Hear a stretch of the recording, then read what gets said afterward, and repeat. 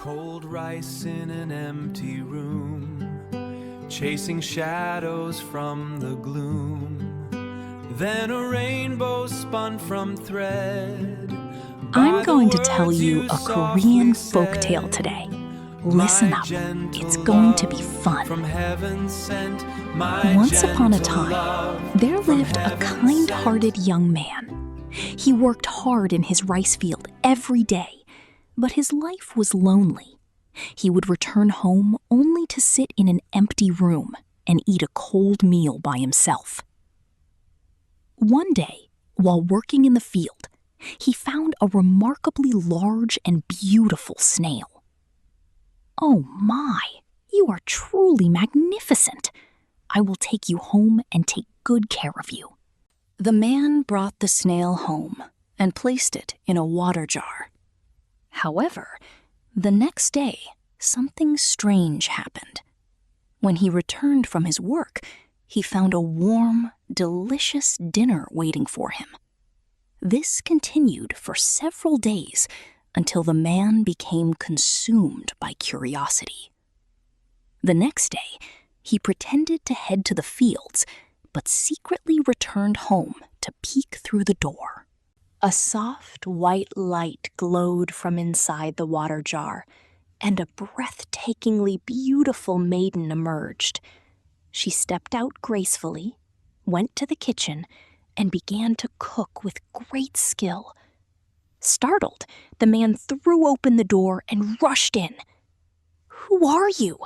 Why are you bestowing such kindness upon me?" The maiden smiled bashfully and replied, "I am the Snail Bride, sent from the heavens. I was moved by your kind heart and have come to be your wife." They lived happily together, but word of this soon reached the ears of a greedy magistrate. The magistrate summoned the young man and proposed an impossible wager. "I hear your wife possesses miraculous talents. If she can solve these 3 challenges, I will let you live. But if she fails, she shall become my wife." The magistrate demanded that she create a road made only of silk, leading to his office, without touching the ground even once. On the day of the challenge, the Snail Bride blew a breath toward the sky.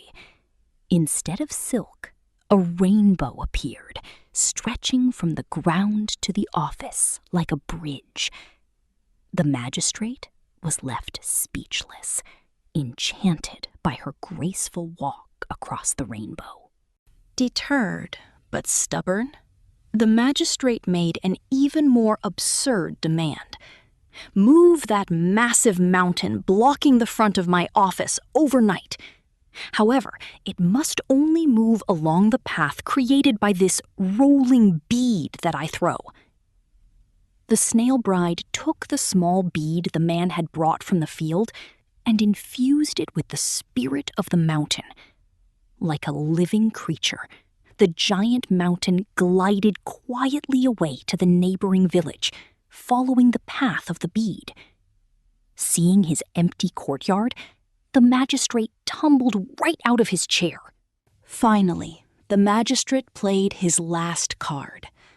"My courtyard is barren and lacks water. Dig a spring that never dries up, even in the worst drought." The Snail Bride buried a small snail shell in the center of the courtyard. Crystal clear water began to gush from deep underground.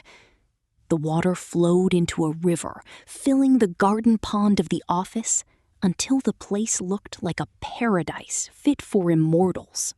The magistrate realized that the Snail Bride was not just an ordinary person, but a being blessed by heaven.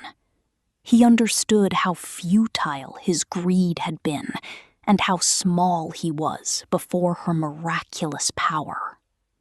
The magistrate bowed his head in deep apology and swore never to torment his people again. Afterward, The young man and his snail bride lived even more happily on the fertile lands gifted by the magistrate, sharing their bounty with the villagers. The young man's pure kindness had invited a magical bond, and that bond brought wise peace to the entire village.